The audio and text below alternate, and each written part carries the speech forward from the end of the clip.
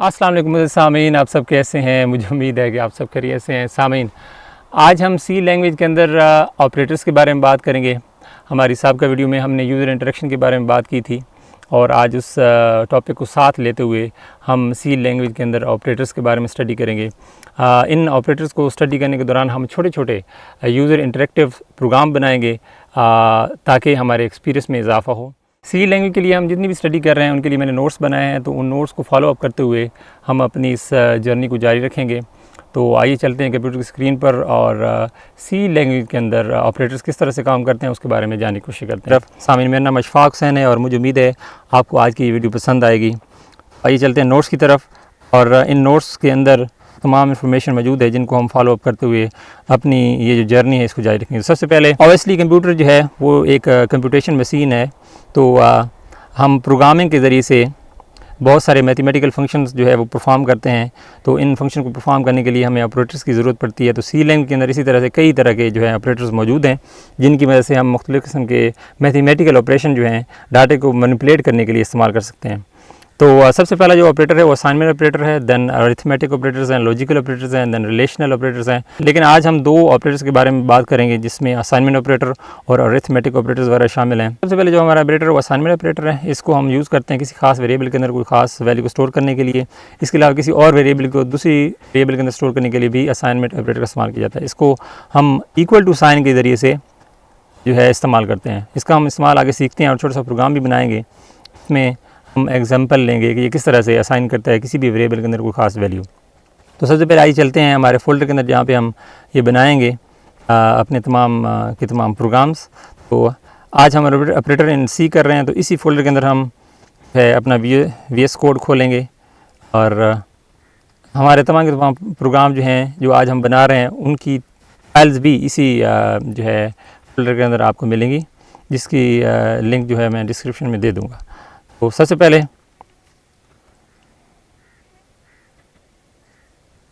VS code के अंदर हम एक नई फ़ाइल बनाएंगे असाइनमेंट ऑपरेटर के नाम से, ताकि हमें पता चले कि असाइनमेंट ऑपरेटर जो है वो किस तरह से काम करता है। असाइनमेंट ऑपरेटर .c, जैसे कि आपको पता है कि एक्सटेंशन बहुत ही ज़रूरी है, इसके अलावा आप प्रोग्राम नहीं बना सकते सी के। तो .c की एक्सटेंशन के साथ हमने एक फोल्डर बनाया, फ़ाइल बनाई है सॉरी। और इसके अंदर हम बॉयलर प्लेट कोड, जैसे कि मैंने आपको बताया था कि इसका इस्तेमाल जो है आने वाले वक्त में हम करेंगे कि हमारा वक्त जो है वो सेव हो सके। तो सबसे पहले हम यहाँ पे एक वेरिएबल बनाएंगे इंट, जैसे कि मैंने नोट्स में बनाई है इंट सम के नाम से एक वेरिएबल क्रिएट करेंगे। इसके अंदर हम कोई ख़ास वैल्यू जैसे कि 5 हम स्टोर कर देते हैं।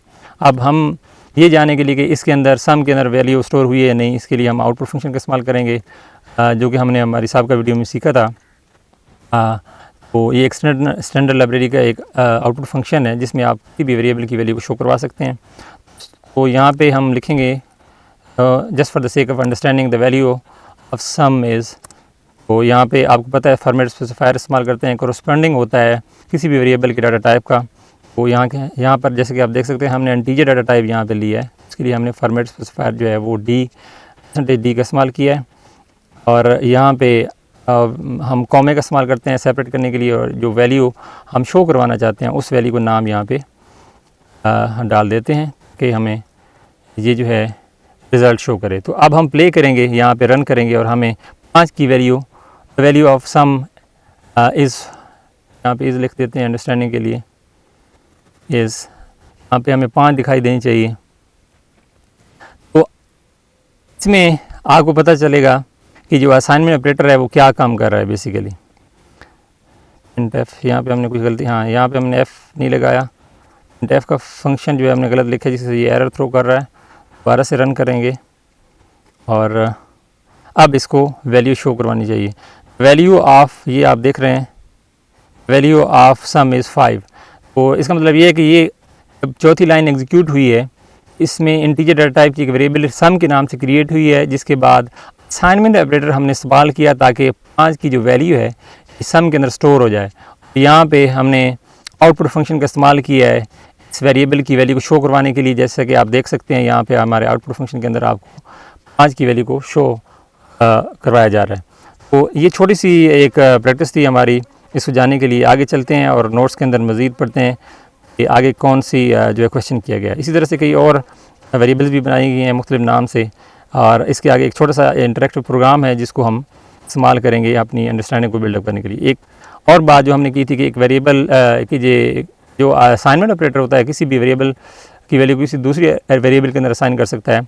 तो यहाँ पे जैसे कि आप देख सकते हैं हमें एक प्रोग्राम लिखने के लिए कहा गया है जिसमें जो है हम दो वेरिएबल की वैल्यूज़ को आपस में स्वैप करेंगे। आइए चलते हैं एक छोटा सा प्रोग्राम बना लेते हैं जिसमें हम असाइनमेंट ऑपरेटर का इस्तेमाल करते हुए इस वैल्यू को दो वेरिएबल की वैल्यू को आपस में स्वैप करेंगे। तो इसका नाम हम swap.c रख देते हैं और यहाँ पे यूजुअल बॉयलर प्लेट कोड का इस्तेमाल करेंगे। इस तरह से इंट टाइप की दो वेरिएबल बनाएंगे ए, और एक ए के अंदर हम वैल्यू स्टोर करेंगे 5 की। इसी तरह से हम बी की एक वेरिएबल बनाएंगे, उसके अंदर हम 9 को स्टोर कर देंगे, और एक तीसरी वेरिएबल हम स्वैप के नाम से टेम्पररी वेरिएबल या इसको हम टेम्प के नाम से बना देते हैं। तो यहाँ पे हम इनको आपस में स्वैप करेंगे। तो सबसे पहले टेम्प के अंदर हम एक ही वेरिएबल को असाइन करेंगे, और फिर ए के अंदर जो है हम असाइनमेंट ऑपरेटर इस्तेमाल करते हुए बी की वैल्यू को स्टोर करेंगे, और इसी तरह से ई के अंदर हम जो है असाइनमेंट ऑपरेटर का इस्तेमाल करते हुए टेम्प की वेरिएबल को स्टोर कर देंगे, और इस तरह से हमारा ये स्वैपिंग का काम मुकम्मल हो जाएगा। अब हम इसको आउटपुट लेने के लिए क्या वाकई ये काम हुआ है स्वैपिंग का या नहीं, प्रिंट फंक्शन का इस्तेमाल करेंगे, और यहाँ पे हम आउटपुट लेंगे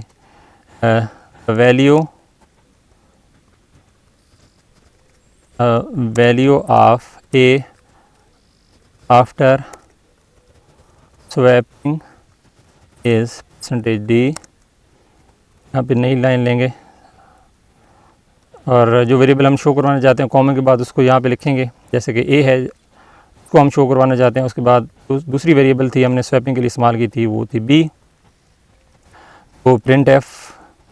इसी तरह से इसके अंदर भी हम लिखेंगे द वैल्यू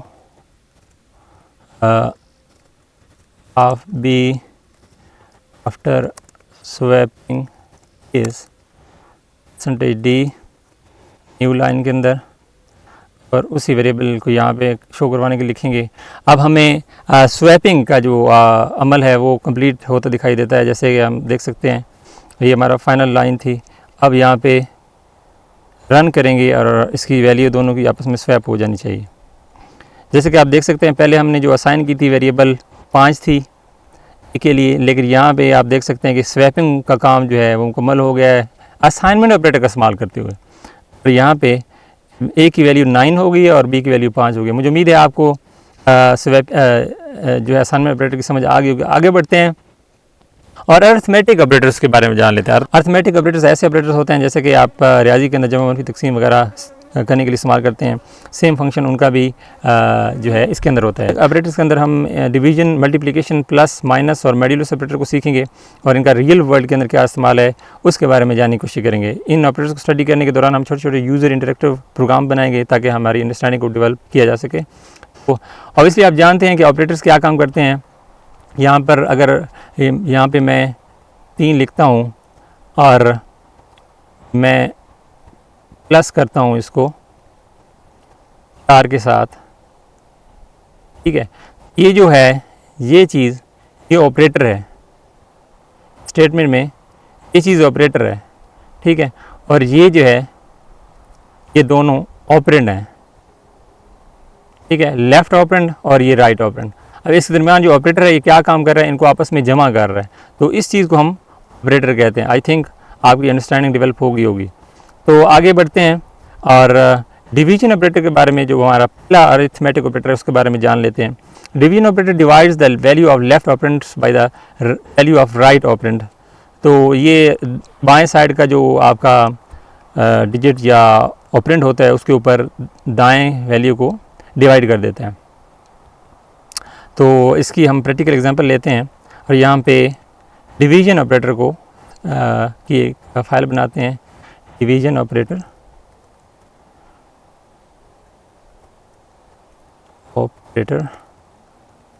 .c। यहाँ पे यूजुअली बॉयलर प्लेट कोड हम दो वेरिएबल बनाएंगे जिसके अंदर हम डिवीजन ऑपरेटर का इस्तेमाल करेंगे। इसमें एक वैल्यू जो है वो a है, इसके अंदर हमने 5 की वैल्यू को साइन किया है, और दूसरी जो वैल्यू है वो b है, इसके अंदर हमने 2 को स्टोर किया है। ठीक है, और अब हम इनका आपस में डिवीजन ऑपरेटर का इस्तेमाल करते हुए इस्तेमाल करेंगे। इंड फंक्शन के अंदर ही हम इसको हल करेंगे। द वैल्यू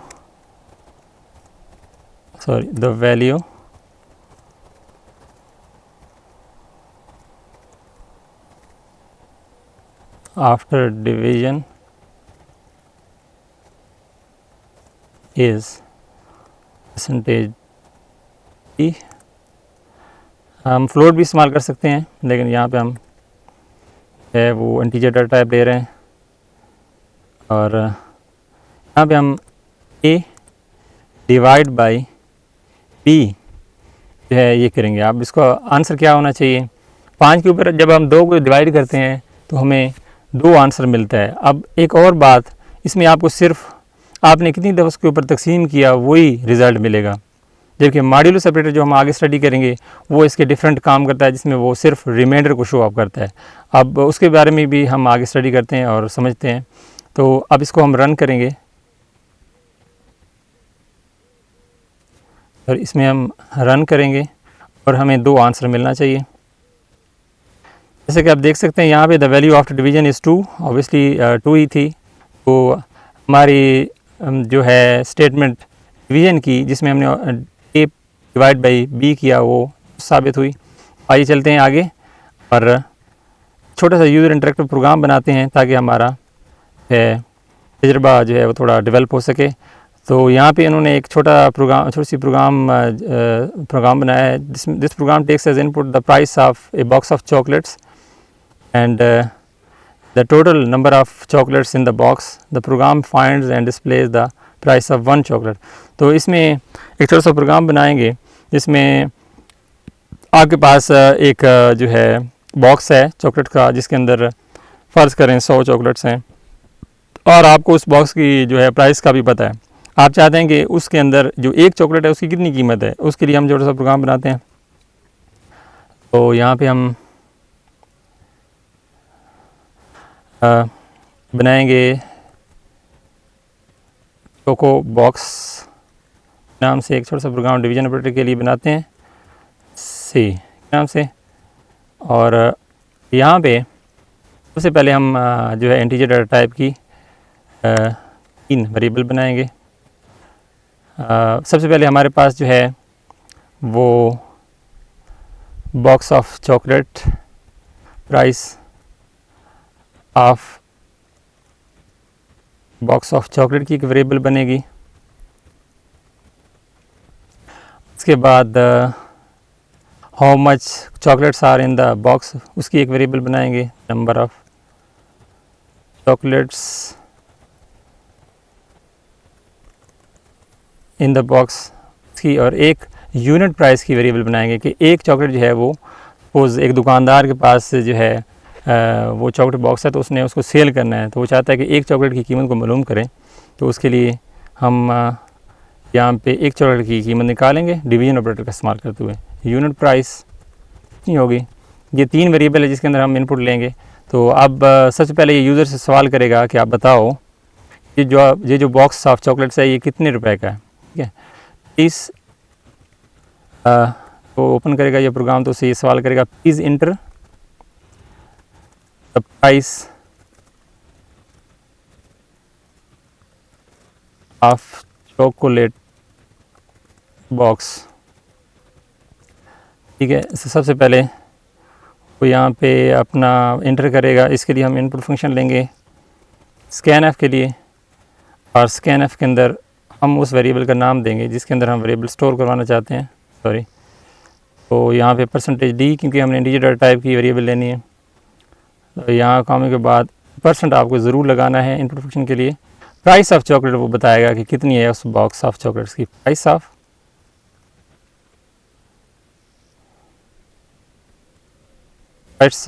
चॉकलेट बॉक्स यहाँ पे हमने लिखना था। For the sake of understanding. और यहाँ पे भी उसी वेरिएबल का नाम लगाएंगे, price of box of chocolates.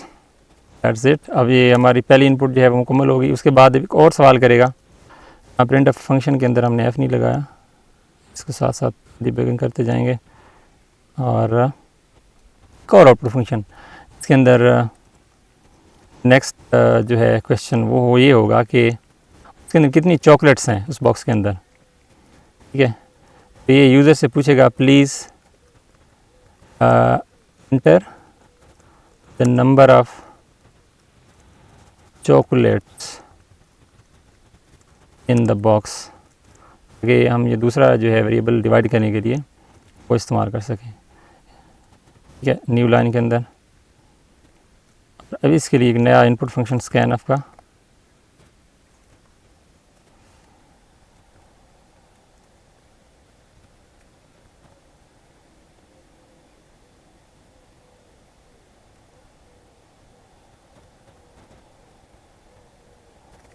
Sorry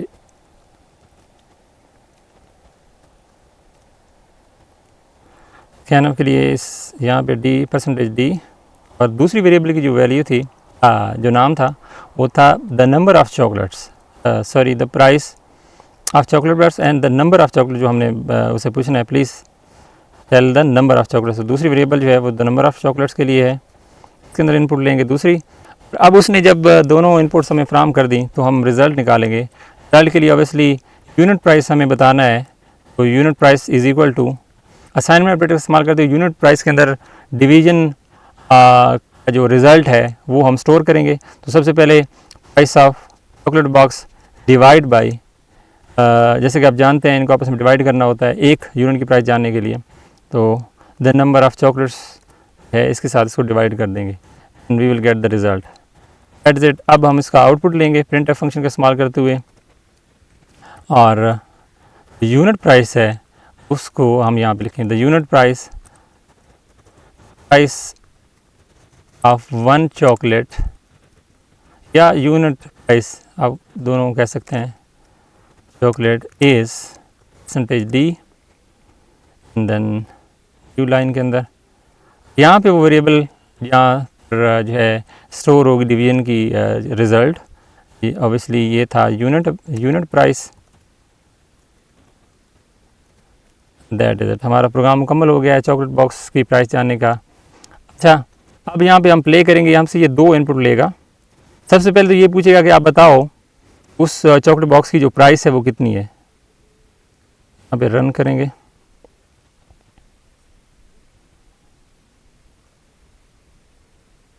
इसे दो तरह की इनपुट लेनी चाहिए। और क्या चक्कर है यहाँ पे, गलती हमने कर दी। यहाँ पे integer the price of box 1 by 1 हम चेक करेंगे कहाँ पे हमारी गलती जो है वही है। हाँ, यहाँ पे हमने स्कैनर के अंदर जो है % का इस्तेमाल नहीं किया। ये बहुत ही जो है आम की जाने वाली गलती है प्रोग्रामर की तरफ से, इस वजह से इसका जो है बग शो हो रहा था। अच्छा, please enter the price of box chocolate. तो यहाँ पे हम लिखते हैं हमारे पास जो चॉकलेट्स की कीमत है वो 500 है, उसके अंदर जो चॉकलेट्स हैं वो 100 हैं। तो हमारी जो यूनिट प्राइस है एक चॉकलेट की प्राइस वो 5 रुपये है। उम्मीद है आपको समझ आ गई होगी। ये जो प्रोग्राम हमने बनाया है इसके अंदर हमने एक चॉकलेट की कीमत को मालूम करने की कोशिश की है। एक दुकानदार जो कि उन चॉकलेट्स को बेचना चाहता है उसके पास 100 चॉकलेट्स हैं और एक उस चॉकलेट के बॉक्स की 500 रुपये प्राइस है। तो उसने इस प्रोग्राम को इस्तेमाल करते हुए पर चॉकलेट्स प्राइस को मालूम किया। अब वो इसको अपने हिसाब से सेल कर सकता है। तो आगे बढ़ते हैं और मल्टीप्लिकेशन ऑपरेटर के बारे में बात करते हैं। Multiplication operator is binary operator which performs the product of two numbers. Obviously इसको हम ज़रब के लिए इस्तेमाल करते हैं।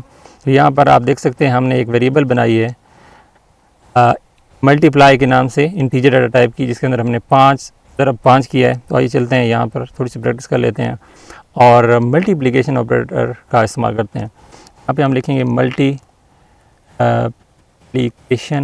ऑपरेटर .c और दो तरह की एक ही वेरिएबल यहाँ पे बना लेते हैं, जैसे कि वहाँ पे हम बनाई है नोट्स के अंदर इंटीजर डाटा टाइप की मल्टीप्लाई के नाम से। और इसके अंदर हमने असाइन करनी है 5 मल्टीप्लाई 5। अब ये क्या हो रहा है कि यहाँ पे मल्टीप्लिकेशन ऑपरेटर, यहाँ पे जैसे कि आप देख सकते हैं, इसको इस्तेमाल करते हुए हम 5 मल्टीप्लाई 5 यानी 25 को मल्टीप्लाई के अंदर स्टोर कर रहे हैं। अब इसका रिज़ल्ट लेते हैं इनपुट फंक्शन का इस्तेमाल करते हुए printf, और द रिज़ल्ट इज़, इतना रिज़ल्ट है डाटा टाइप के लिए, डाटा टाइप के लिए परसेंटेज डी है, और जो हमारी वैल्यू है उसका नाम जो है वेरिएबल, उसका नाम मल्टीप्लाई है। अब हमें 25 शो होना चाहिए। यहाँ पर हम प्ले करते हैं, जैसे कि आप देख सकते हैं यहाँ पे रिज़ल्ट वो है 25, यानी कि यहाँ पर 5 मल्टीप्लाई 5 25, जिसको हमने असाइनमेंट ऑपरेटर का इस्तेमाल करते हुए मल्टीप्लाई के वेरिएबल के अंदर स्टोर किया है। मुझे उम्मीद है आपको मल्टीप्लिकेशन ऑपरेटर की समझ आ गई। आगे बढ़ते हैं और एक छोटा सा यूज़र इंटरेक्टिव प्रोग्राम बनाएंगे मल्टीप्लिकेशन ऑपरेटर का इस्तेमाल करते हुए। इसमें क्या हो रहा है कि द फॉलोइंग प्रोग्राम क्या कर रहा है, इनपुट ले रहा है लेंथ की और विड्थ की, यानी मुस्ततील के रकबे को मालूम करने के लिए चौड़ाई और लंबाई को ये इनपुट के तौर पर लेगा और फिर उसको सॉल्व करेगा। कौन सा ऑपरेटर इस्तेमाल करते हुए, मल्टीप्लिकेशन ऑपरेटर को इस्तेमाल करते हुए। आइए चलते हैं, यहाँ पे एक छोटा सा मुस्ततील का रकबा मालूम करने के लिए छोटा सा प्रोग्राम बनाते हैं, जिसको हम नाम देंगे द एरिया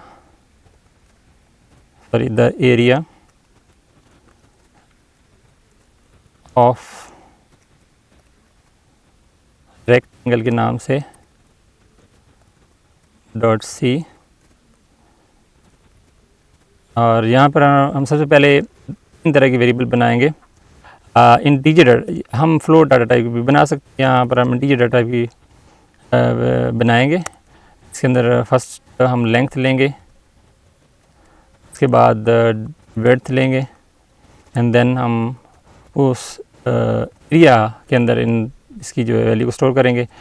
और सबसे पहले ये सवाल यूज़र से करेगा कि आप बताओ, ऑब्वियसली मुस्ततील का रकबा जानने के लिए आपको दो वैल्यू चाहिए होती हैं, एक चौड़ाई और एक लंबाई। अब वो सबसे पहले तो ये सवाल करेगा कि आप हमें बताओ कि please tell me the length, आप हमें लेंथ बताओ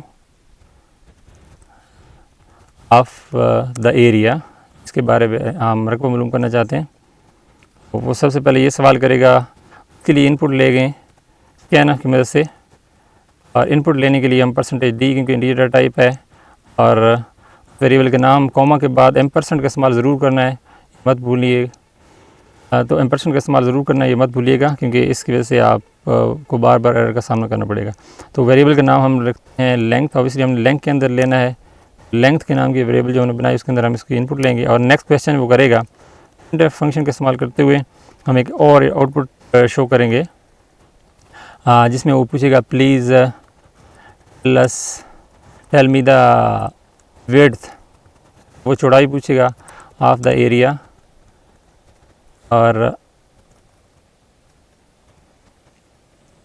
चौड़ाई के बाद चौड़ाई के लिए जो हम फंक्शन लेंगे स्कैनफ का, उसके अंदर हम चौड़ाई की वेरिएबल के अंदर स्टोर करेंगे डाटा को परसेंट, और उस वेरिएबल का नाम क्या है, विड्थ है।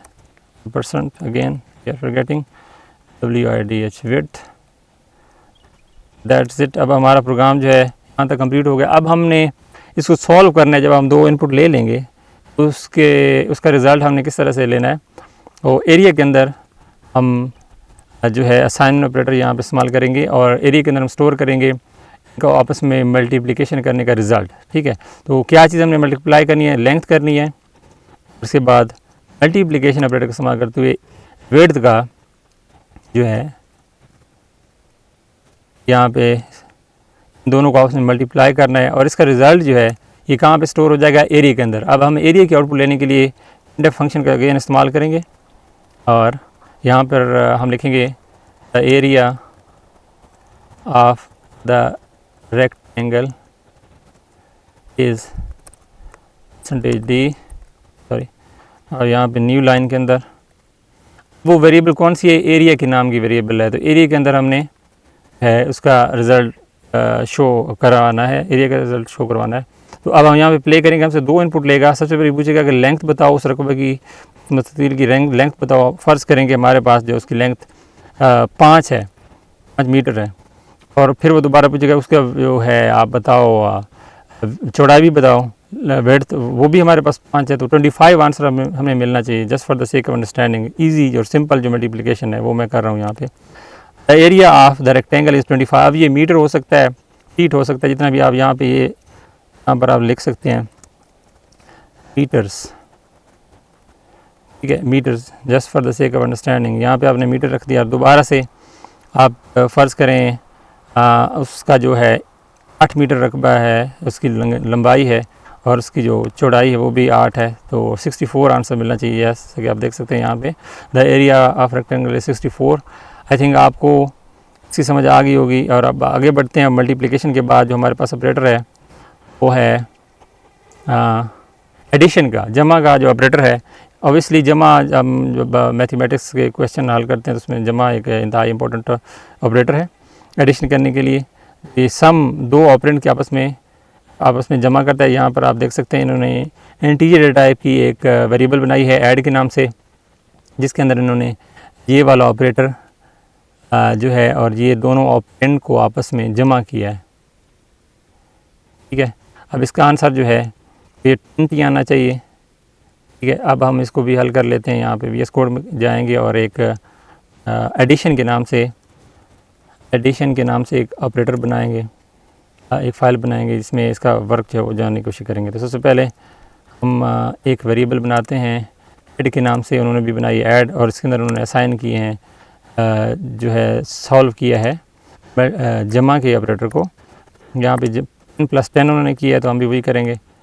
और अब हम इसकी आउटपुट लेने के लिए ऐड की वेरिएबल को शो करवाने के लिए, क्योंकि 10 + 10 को असाइन किया गया है ऐड की वेरिएबल के अंदर इंटीजर डाटा टाइप की, तो हम प्रिंट ऑफ इस्तेमाल करते हुए इसकी वेरिएबल की वैल्यू को शो करेंगे। So the value of add after addition is percentage D. इतनी यहाँ पे हम ऐड की वेरिएबल को शो करवाने के लिए लिखेंगे, एंड देन हम इसको प्ले करते हैं। हमें 20 आंसर मिलना चाहिए। जैसे कि आप देख सकते हैं the value of add after addition is 20, which is correct. And I think add के बारे में आपकी जो है वो अंडरस्टैंडिंग वाज़ेह हो गई होगी। आगे बढ़ते हैं और प्रोग्रामिंग जो है इसके बारे में थोड़ी सी वो देख लेते हैं। क्या प्रोग्रामिंग बनाया? This program takes marks of 2 subjects. ये 2 मज़ामीन के मार्क्स को लेता है। आप जितनी चाहें वेरिएबल क्रिएट कर सकते हैं, 4, 5, 6 जितने सब्जेक्ट के आपस में ऐड कर सकते हैं, लेकिन यहाँ पे उन्होंने 2 वेरिएबल यानी कि 2 मज़ामीन की इनपुट लेने के लिए कहा है। इनको आपस में हम एडिशन ऑपरेटर का इस्तेमाल करते हुए टोटल मार्क्स हम शो करेंगे कि उस आदमी ने टोटल मार्क्स कितने हासिल किए हैं। तो सबसे पहले यहाँ पे हम यहाँ पे एक प्रोग्राम बनाते हैं जिसका नाम हम रख लेते हैं टोटल मार्क्स .c। और यहाँ पे हम फ्लोट डाटा टाइप की, अब इंटीजर डाटा टाइप की बना लेते हैं। एक मार्क्स के नाम से वेरिएबल बना लेते हैं, एक मैथ के नाम से बना लेते हैं, एक साइंस की वेरिएबल बना लेते हैं, और एक जो है हम टोटल मार्क्स की वेरिएबल बनाएंगे, ठीक है। अब सबसे पहले यूज़र से ये सवाल करेगा कि आप बताओ आपने मैथ के अंदर कितने जो है नंबर हासिल किए हैं। तो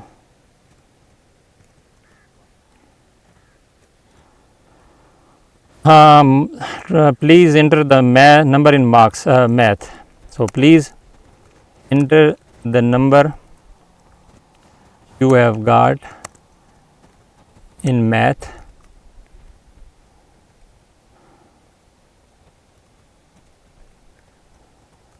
देन इसके लिए इनपुट फंक्शन, इसमें इनपुट स्टोर करवाएंगे। हम मैथ के अंदर इनपुट स्टोर करवाएंगे, तो यहाँ पे हम % मैथ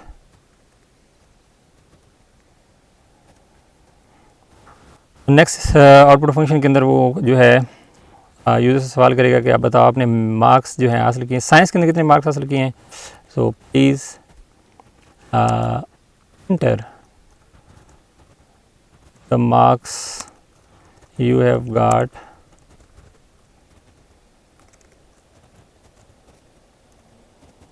in science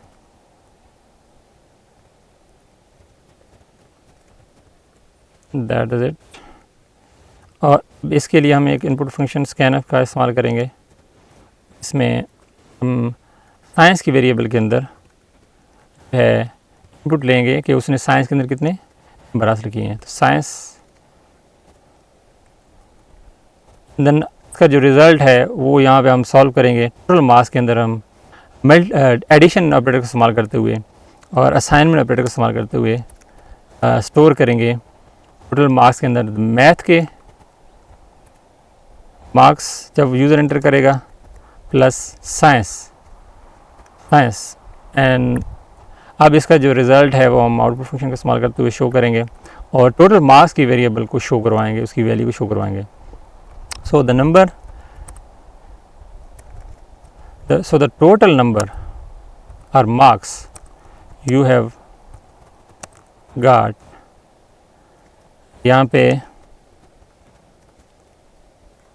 नई लाइन के अंदर और इस वेरिएबल का नाम हमने लिखा था टोटल मार्क्स यहाँ पे हो गया। अब इसको हम प्ले करेंगे, यूज़र से 2 इनपुट लेगा।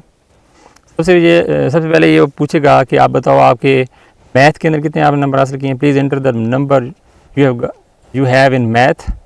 यहाँ पे मैंने 55 नंबर सपोज़ हमने हासिल किए। उसके बाद नेक्स्ट क्वेश्चन ये है कि please enter the marks you have got in science के अंदर हमने 45, हमें 100 आंसर मिलना चाहिए।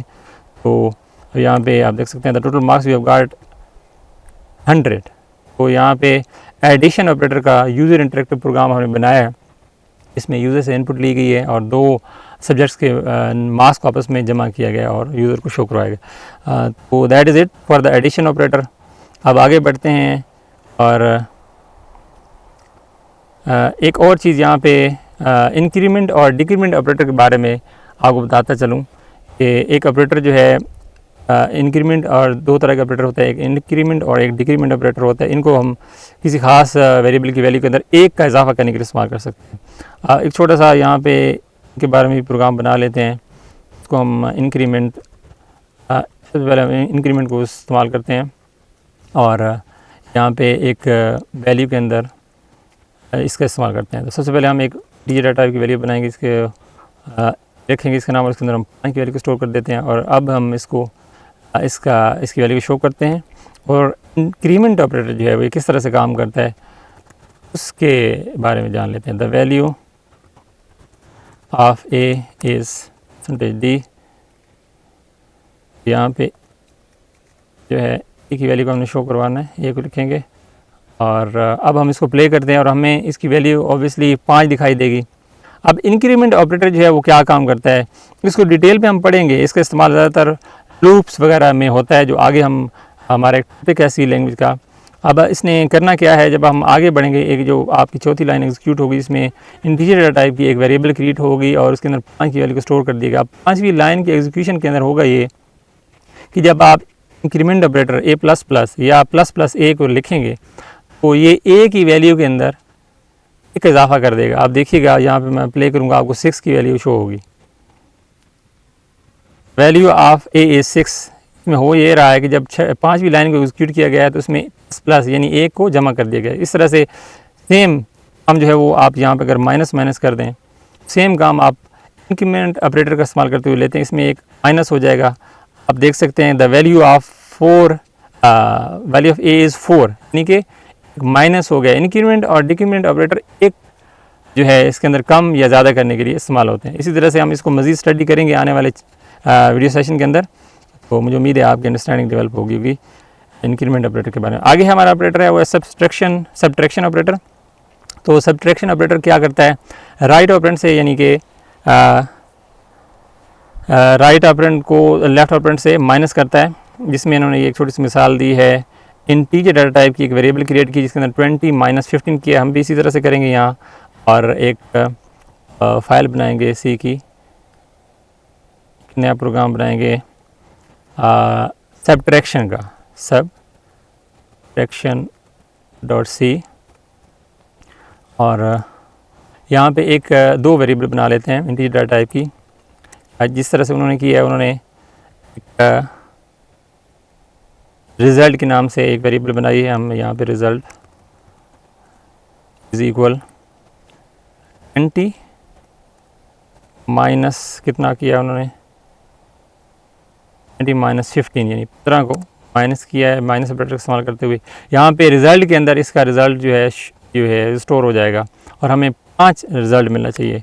तो रिज़ल्ट की वेरिएबल की वैल्यू को शो करने के लिए यहाँ पे प्रिंट यूजुअल प्रिंट फंक्शन का इस्तेमाल करेंगे और the value of result is %d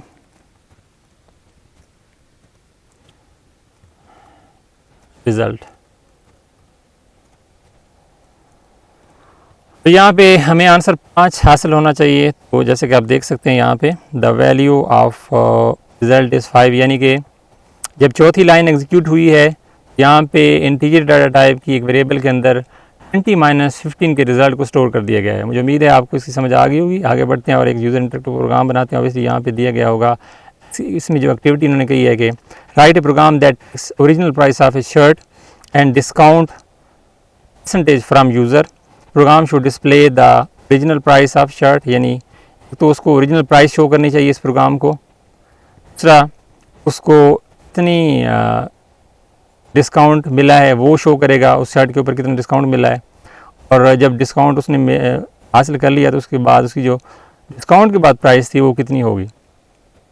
तो आइए एक छोटा सा प्रोग्राम बनाते हैं डिस्काउंट ऑन शर्ट का। यहाँ पे हम एक प्रोग्राम बनाएंगे डिस्काउंट के नाम से .c, और यहाँ पे हम क्या करेंगे, सबसे पहले हम इंटीजर डाटा टाइप फ्लोट, यहाँ पे सारी फ्लोट लेंगे।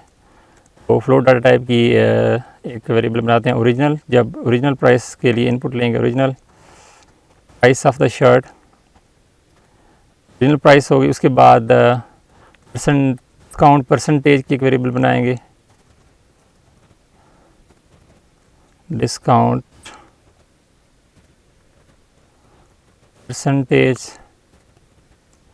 एक वेरिएबल जो है डिस्काउंट अमाउंट की बनाएंगे, कितनी अमाउंट जो है वो डिस्काउंट ली अमाउंट।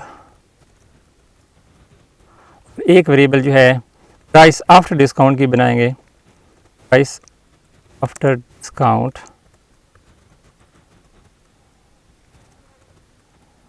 तो अब इन तमाम वेरिएबल के अंदर हम इनपुट लेंगे। सबसे पहले यूज़र से सवाल करेगा कि आप बताओ प्रिंटफ फंक्शन का इस्तेमाल करने के बाद हम इनपुट लेंगे ओरिजिनल प्राइस की शर्ट की। अब ये शर्ट के बारे में बात हो रही है जिसमें आपको कुछ ख़ास डिस्काउंट मिल रहा है। तो अब ये यूज़र से पहला सवाल करेगा, ये बताओ कि ओरिजिनल प्राइस क्या है शर्ट की।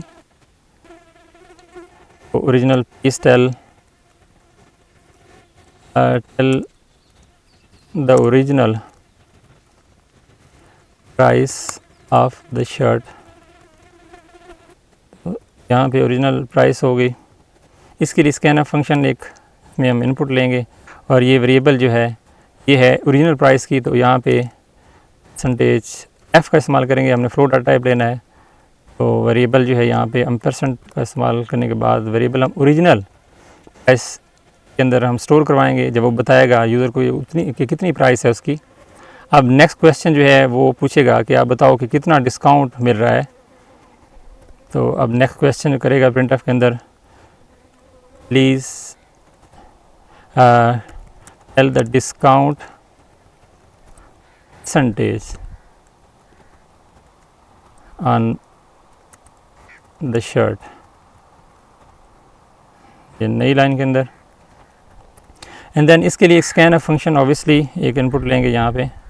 अब स्कैनफ के अंदर percentage f float data type की हम वेरिएबल ले रहे हैं और इसके बाद एम्परसेंट और डिस्काउंट परसेंटेज, ये वाली वेरिएबल के अंदर हम ये इनपुट स्टोर करवाएंगे।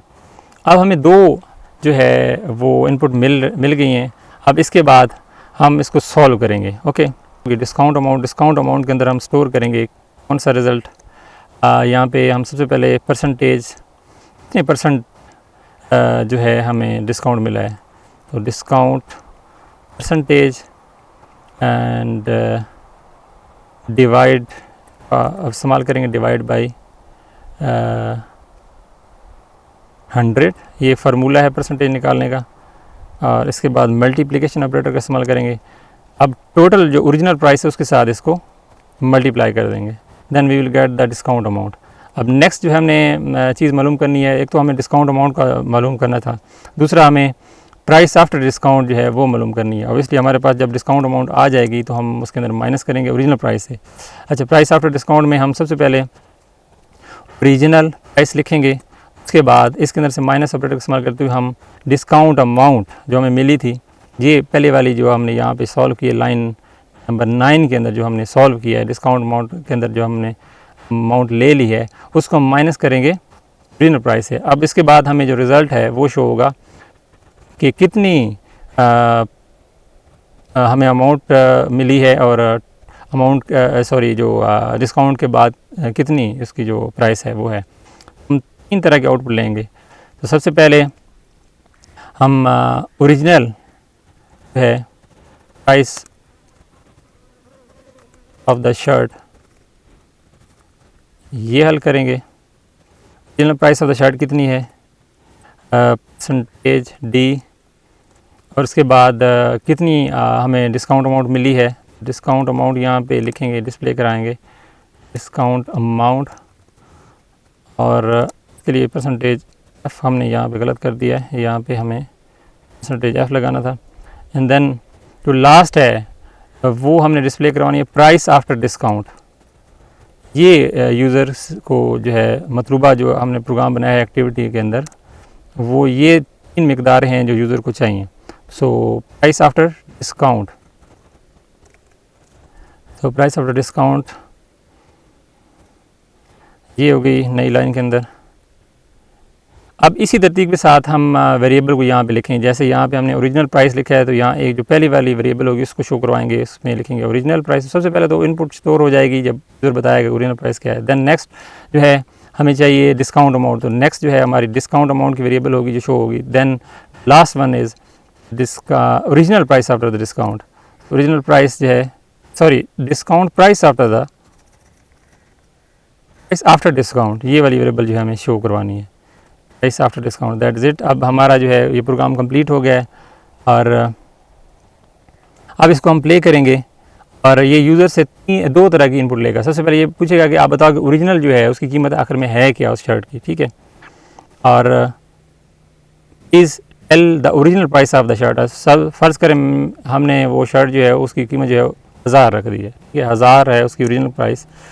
और फिर ये पूछ रहा है कि आप उसके ऊपर कितनी डिस्काउंट परसेंटेज कितना है, तो फ़र्ज़ करें हमने 25% डिस्काउंट लेना है इसके ऊपर।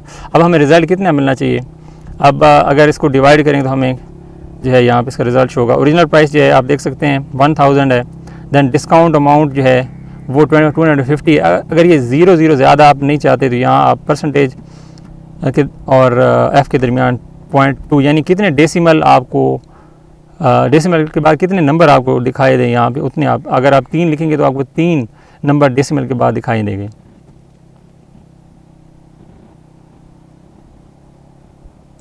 अच्छा, एक तीसरी जो है वो हमने प्राइस आफ्टर डिस्काउंट के लिए यहाँ पे हमने नहीं लिखी है, ठीक है, तो वो हम लिखेंगे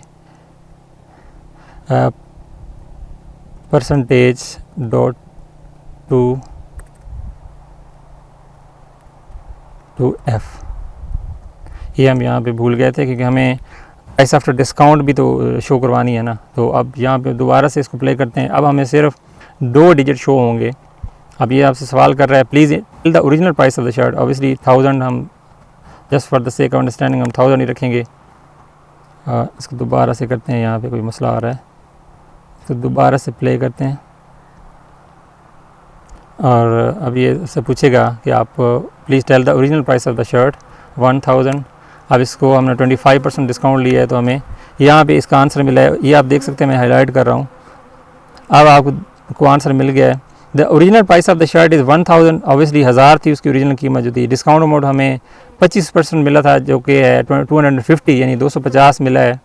और जब डिस्काउंट हमने ले लिया उसके बाद हमें शर्ट की जो कीमत मिली है वो 750 यानी 750 रुपये मिले। मुझे उम्मीद है आपको इसकी समझ आ गई होगी। आगे बढ़ते हैं और नेक्स्ट जो है हमारा ऑपरेटर और लास्ट वन जो ऑपरेटर है, आज हम सिर्फ यहीं तक पढ़ेंगे। लेते हैं modulus operator form division of left operand by the, obviously ये भी तकसीम का ही काम करता है, लेकिन इसमें जो है आपको रिमाइंडर मिलता है। यानी कि अगर आपने ये एक मिसाल दी गई, इन्होंने इंटीजर डाटा टाइप की एक वेरिएबल क्रिएट किया रिमेनिंग के नाम से, इन्होंने 14 के ऊपर 3 को तकसीम किया है।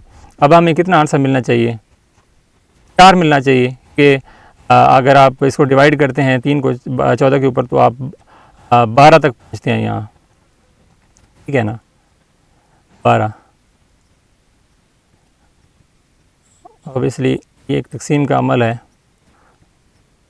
आपको यहाँ पे डिवीज़न अगर आप करेंगे तो आपको 4 आंसर मिलेगा। अगर आप एग्जैक्ट आंसर लेना चाहते हैं तो आप फ्लोट का इस्तेमाल करेंगे और आपको डेसिमल के बाद कुछ पॉइंट्स मिलेंगे जो एग्जैक्ट रिज़ल्ट होगा।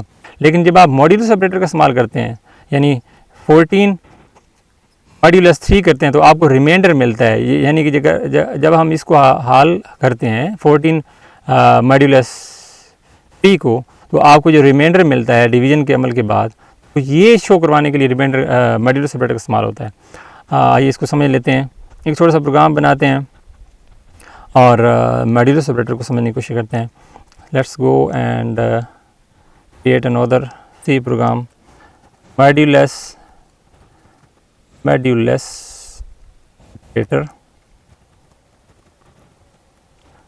Dot C.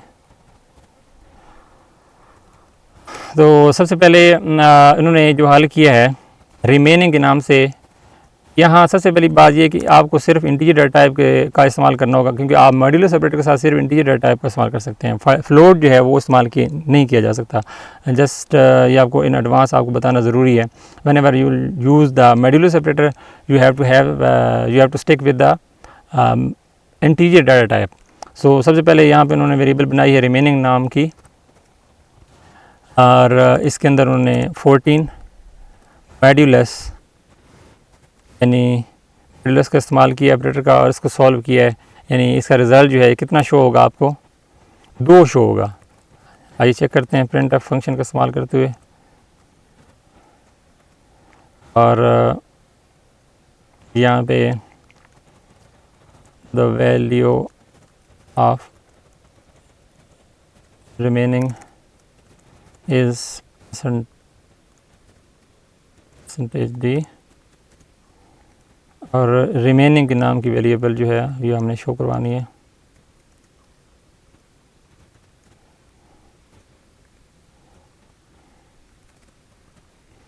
अब इसको अप्लाई करते हैं और हमें जो है वो 2 आंसर मिलना चाहिए। ठीक है, तो the value of remaining is 2, यानी जो वैल्यू है रिमेनिंग वेरिएबल की मॉड्यूलस ऑपरेटर का इस्तेमाल हुआ है यहाँ पे, और 14 मॉड्यूलस 3 का जो रिज़ल्ट है जो डिवाइड किया गया है इसमें 14 के ऊपर 3 को, वो जो रिमाइंडर बचा है वो 2 था। अब इसका जो प्रैक्टिकल यूजेज है उसके बारे में जान लेते हैं। एक छोटा सा प्रोग्राम बनाएंगे, इसमें हम एक activity write a program that takes a digit number from user computes the product. ये ज़रा की एक्टिविटी ऑब्वियसली आप कर लेंगे। नेक्स्ट प्रोग्राम बनाते हैं जिसमें मॉड्यूलस ऑपरेटर का जो है वो इस्तेमाल होगा। Write a program that takes seconds as input and calculates equivalent number of hours minutes and second. यानी आप यूज़र जो है वो सिर्फ सेकंड्स बताएगा, और ये वाला प्रोग्राम जो है ये उसको बता देगा कि इन सेकंड जो है आपने बताए इसके कितने घंटे मिनट्स या सेकंड्स बनते हैं। तो आइए चलते हैं, हमारा लास्ट जो प्रोग्राम है मॉड्यूलस ऑपरेटर का, इसको बनाते हैं। Then we will finish today session. तो हम इसका नाम रखेंगे द इक्विवेलेंट टाइम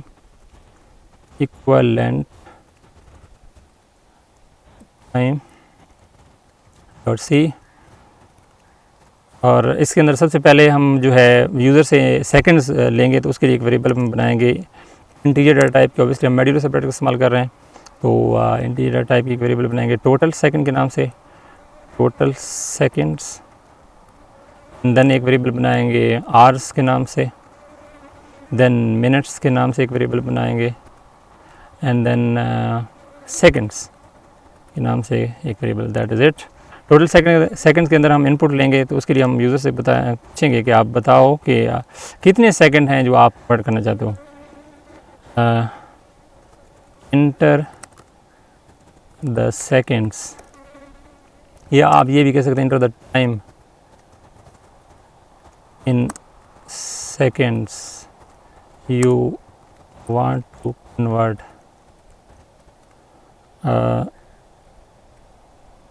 यस, ये यूज़र से पूछेगा। अब इसकी इनपुट हम कहाँ पे स्टोर करवाएंगे, टोटल सेकंड्स के अंदर, ठीक है। स्कैनफ फंक्शन का इस्तेमाल करते हुए इनपुट फंक्शन है ये, और इसके अंदर हम परसेंटेज डी, कौन सी वेरिएबल है, वेरिएबल का नाम है टोटल सेकंड। टोटल सेकंड के अंदर हम इसको स्टोर कराएंगे। अब हमारे पास टोटल सेकंड आ गए हैं, अब इसको हम सॉल्व करेंगे। सबसे पहले आर्स को हम हल करेंगे। तो आर्स को हल करने के लिए हम डिवाइड करेंगे total seconds divide by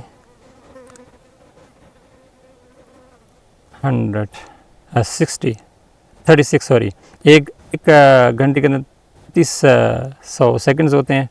and then हम फाइंड आउट करेंगे मिनट्स।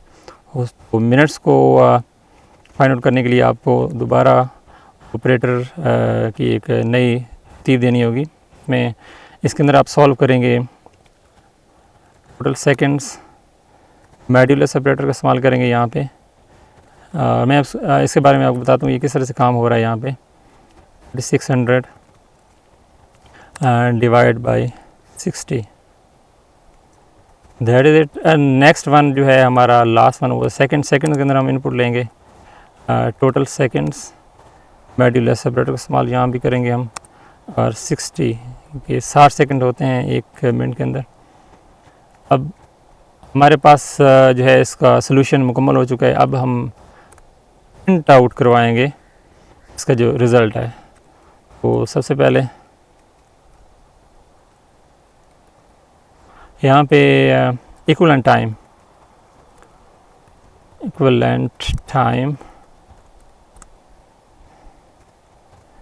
हम सबसे पहले लेंगे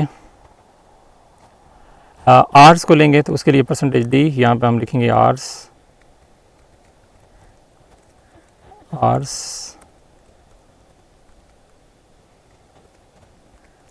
एंड देन हमारा जो है वो है मिनट्स, यहाँ पे हम मिनट्स लेंगे। देन है वो है सेकंड्स, नेक्स्ट हम लास्ट वन जो है वो सेकंड लेंगे। That is it. अब यहाँ इसी तरतीब के साथ हम इसकी अरेंजमेंट करेंगे आउटपुट वेरिएबल्स की। तो सबसे पहले आवर्स है, देन मिनट्स है, और the last one is seconds. यहाँ पे हमारी जो वेरिएबल स्टोर हुई होंगी, रिज़ल्ट जो मिलेगा स्टोर हुआ होगा वो यहाँ पे शो करेगा। अब इसको प्ले करेंगे और यूज़र से पूछेगा आप बताओ कितने सेकंड्स हैं जो आप आवर्स, मिनट्स या सेकंड में तब्दील करना चाहते हो।